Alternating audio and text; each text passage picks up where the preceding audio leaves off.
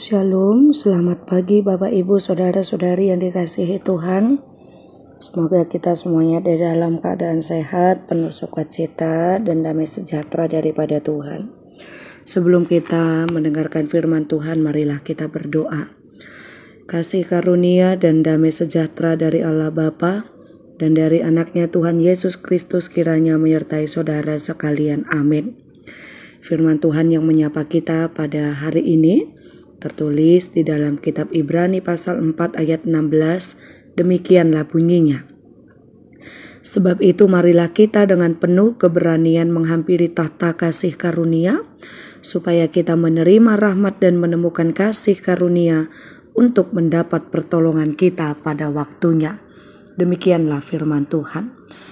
Saudara-saudari, keberanian adalah kunci kesuksesan. Keberanian sangat kita butuhkan untuk menghampiri tahta kasih karunia Allah. Ada banyak hal yang membuat kita tidak mampu menghampiri tahta kasih karunia Tuhan dengan berani.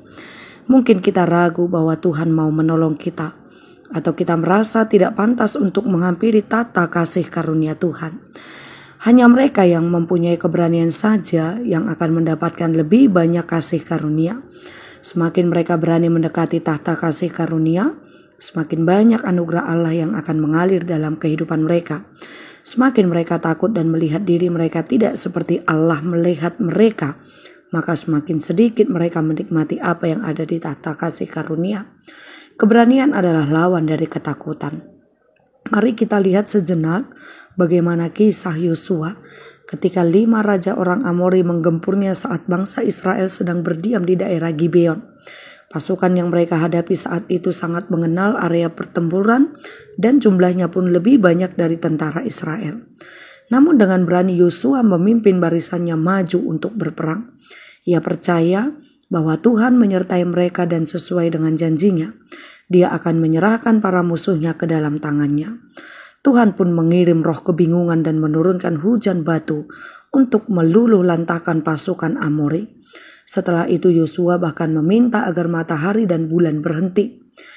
Kalau kita lihat Bapak Ibu Saudara-saudari, sepanjang sejarah Alkitab mencatat bahwa tidak pernah ada hari seperti itu sebelum dan sesudahnya di mana Tuhan mendengarkan seseorang manusia dengan cara demikian. Saudara-saudari, keberanian yang dimaksudkan saat ini adalah identik dengan imam. Sebab mereka yang memiliki iman pasti memiliki keberanian.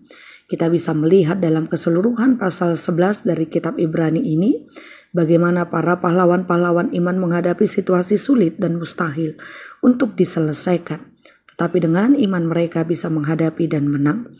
Tetapi tanpa iman tidak mungkin orang berkenan kepada Allah. Sebab barang siapa berpaling kepada Allah, ia harus percaya bahwa Allah ada dan bahwa Allah memberi upah kepada orang yang sungguh-sungguh mencari Dia. Jadi hanya dengan imanlah semua yang ada di tahta kasih karunia itu akan mengalir dalam kehidupan kita. Karena itu, marilah kita menghampiri tahta kasih karunia itu sepanjang waktu dengan iman.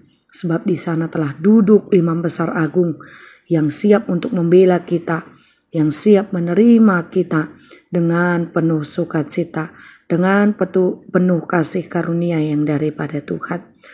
Amin. Kita berdoa.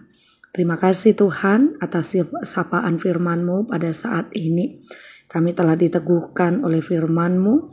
Oleh sebab itu, kiranya Engkau memberkati kami agar kami dapat melakukannya di dalam kehidupan kami. Terima kasih Tuhan untuk segalanya yang Kau berikan pada saat ini kepada kami. Biarlah Engkau yang memberkati segala kegiatan kami dan aktivitas kami. Dan semuanya kiranya sesuai dan berjalan dengan lancar atas segala apa yang Engkau kehendaki di dalam hidup kami. Dalam Kristus Yesus kami berdoa kepadamu. Amin.